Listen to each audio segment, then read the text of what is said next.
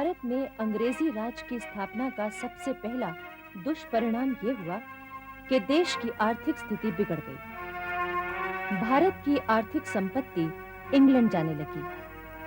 यहाँ के परंपरागत उद्योग धंधे नष्ट होने लगे और इंग्लैंड के उद्योग पनपने लगे। कच्चा माल इंग्लैंड जाने लगा। कच्चे माल का उत्पादन करने वाले किसान, मजदूर, कारीगर और अन्य लोग दिन ब दिन अंग्रेजों के बनाए अंधे कानूनों की गिरफ्त में फंसते चले गए। दक्षिण बंगाल में नील की खेती करने वाले किसानों में भारी असंतोष फैल चुका था। इसका कारण यह था कि नील, चाय और कहवा बागानों का प्रबंध और संचालन अंग्रेजों के हाथ में आ गया था।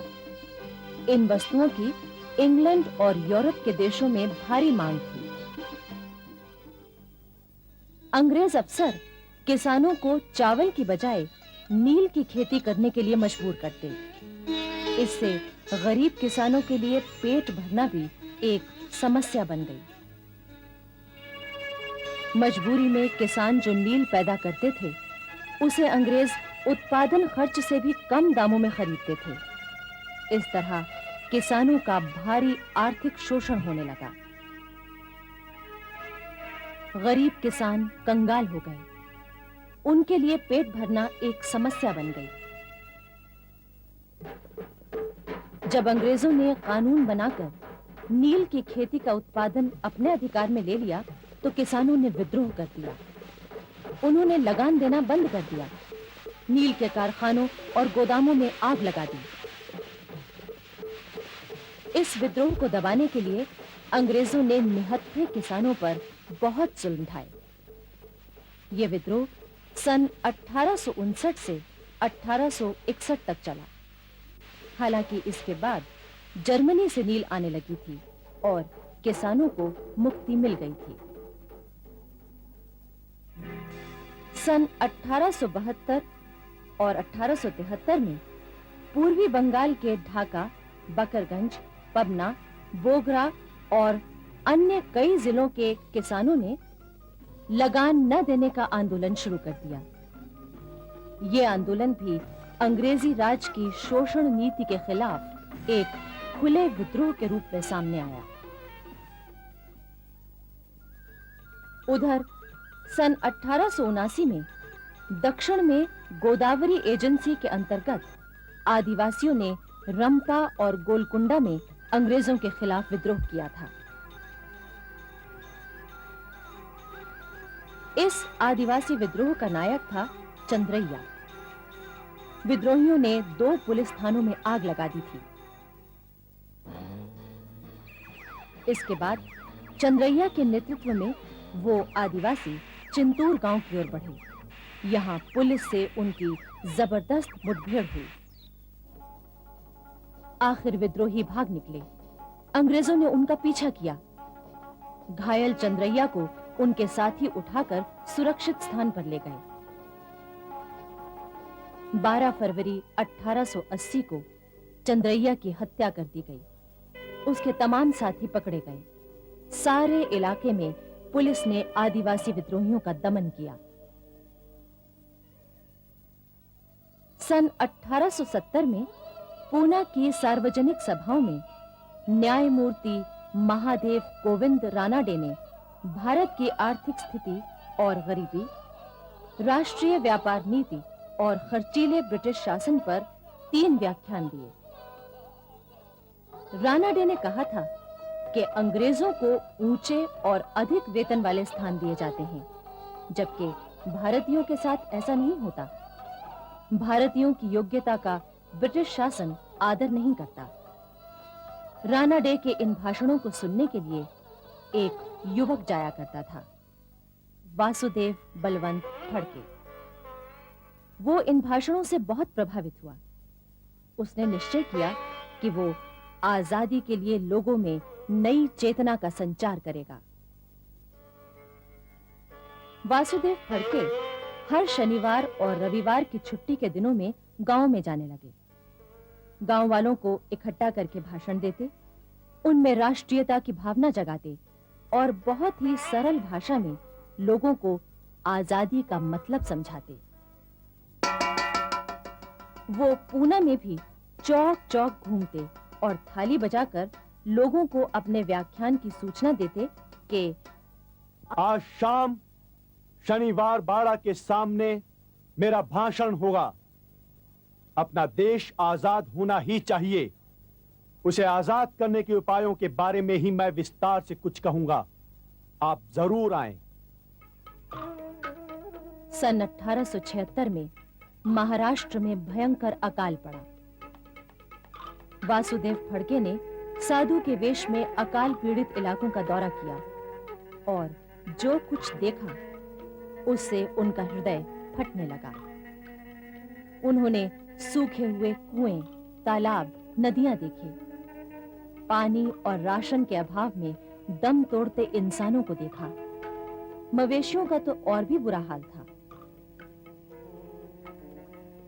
उधर ब्रिटिश सरकार के प्रतिनिधि बनकर ईसाई मिशनरी के लोग मौके का फायदा उठा रहे थे। वो लोगों से कहते, तुम ईसाई बन जाओ, हम तुम्हें खाना देंगे। ये देखकर वासुदेव फड़के समझ गए कि इस सब के लिए जिम्मेदार है ब्रिटिश शासन, जिसे उखाड़ फेंकना ही होगा।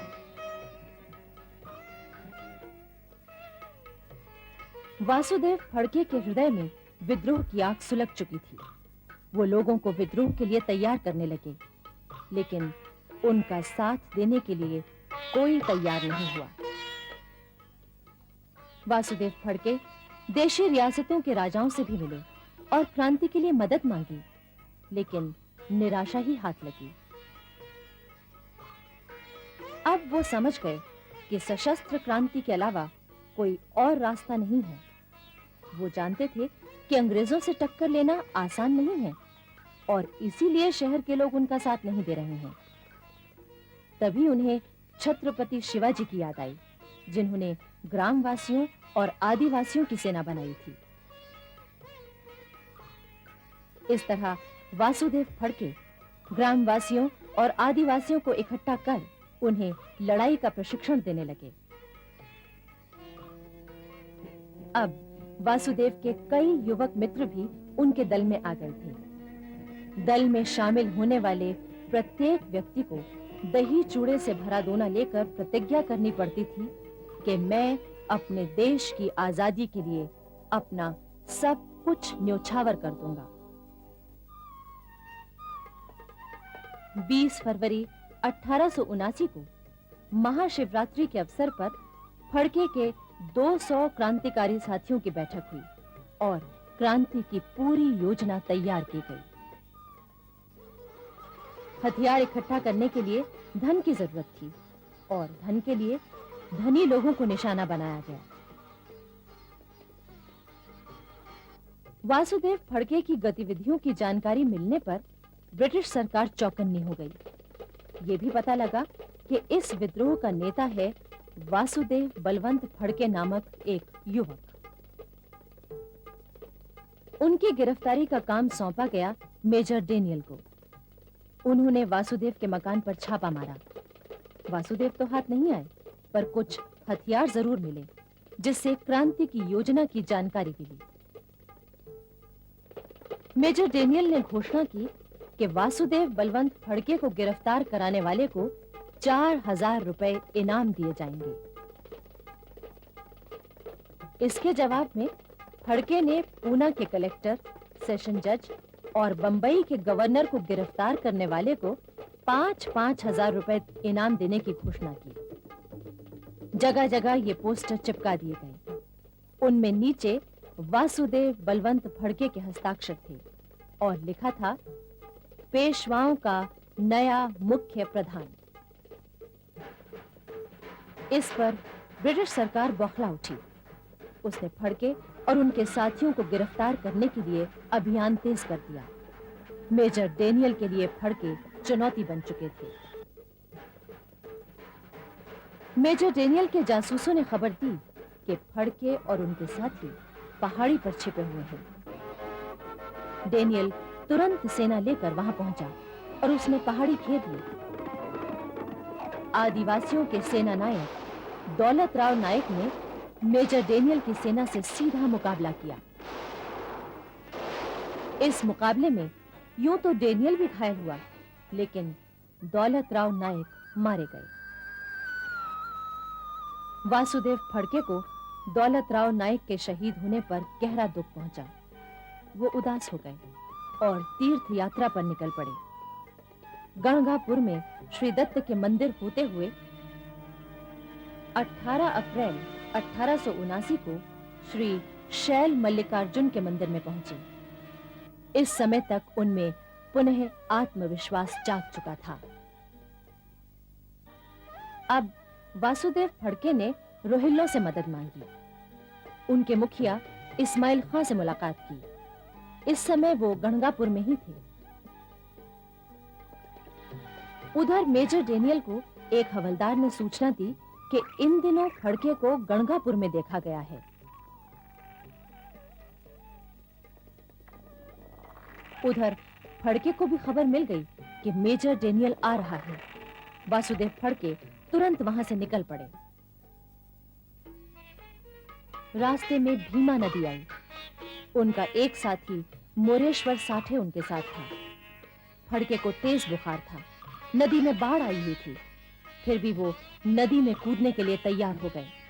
लेकिन तभी एक मल्लाह मीरा साहब उन्हें नदी पार कराने के लिए तैयार हो गया।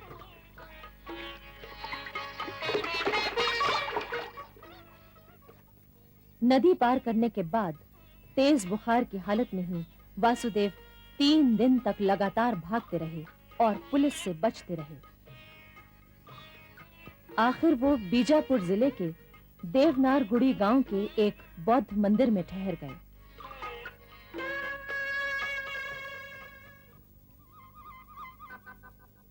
मंदिर में रात के वक्त फड़के सो रहे थे।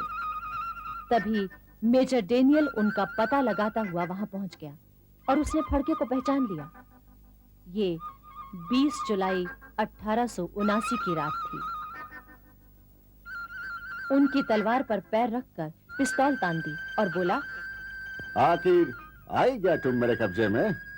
वासुदेव बलवंत फड़के ने कहा, ये तो ठीक है, लेकिन तुम मुझे नींद में ही पकड़ पाए। पूना की अदालत दर्शकों से खचाखच भरी हुई थी। भीड़ को संभालने के लिए पुलिस का खास इंतजाम था। फिर भी हर व्यक्ति इस महान देशभक्त और क्रांतिकारी के एक बार दर्शन करने के लिए बेचैन था। अदालत में उन पर राजद्रोह का मुकदमा चलाया गया।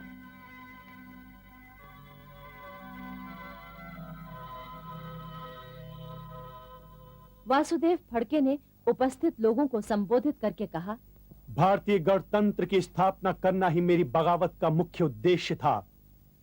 मुझे उसमें सफलता नहीं मिल पाई, लेकिन परमपिता परमेश्वर जानता है कि मैंने जो कुछ भी किया जनहित में ही किया।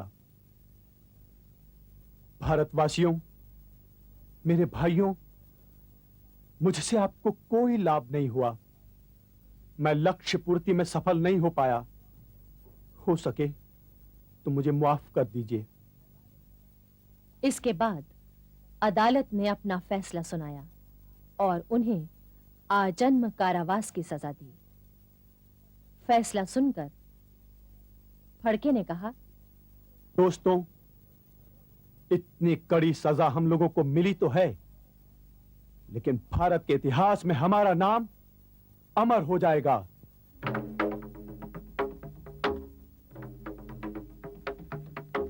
जनवरी 1880 में वासुदेव फड़के को अदन ले जाकर जेल में बंद कर दिया गया। यहां उन्हें बहुत यातनाएं दी गईं।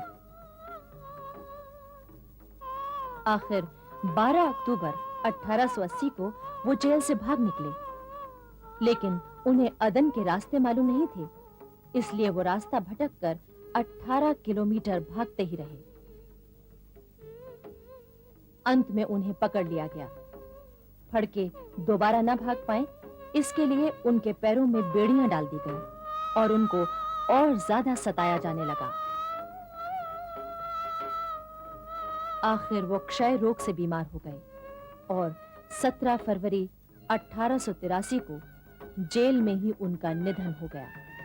इतिहासकार लिखते हैं कि वासुदेव बलवंत फड़के का बलिदान इसलिए ज्यादा महत्वपूर्ण है क्योंकि किसी एक व्यक्ति द्वारा इतने बड़े ब्रिटिश साम्राज्य से टक्कर लेना एक असाधारण बात थी। इस समय तक देश की परिस्थिति में काफी बदलाव आया था। एक ओर ब्रिटिश शासक नहीं चाहते थे कि अब 1857 जैसा कोई विद्रोह फिर से हो, क्योंकि इस बार सेना नहीं बल्कि जनता द्वारा विद्रोह किए जाने का डर था।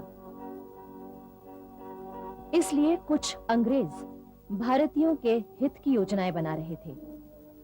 इनमें से एक मुख्य नाम था sir Allan Octavian Hume. Sir Hume नहीं चाहते थे कि अब लोगों का असंतोष विद्रोह में बदल जाए।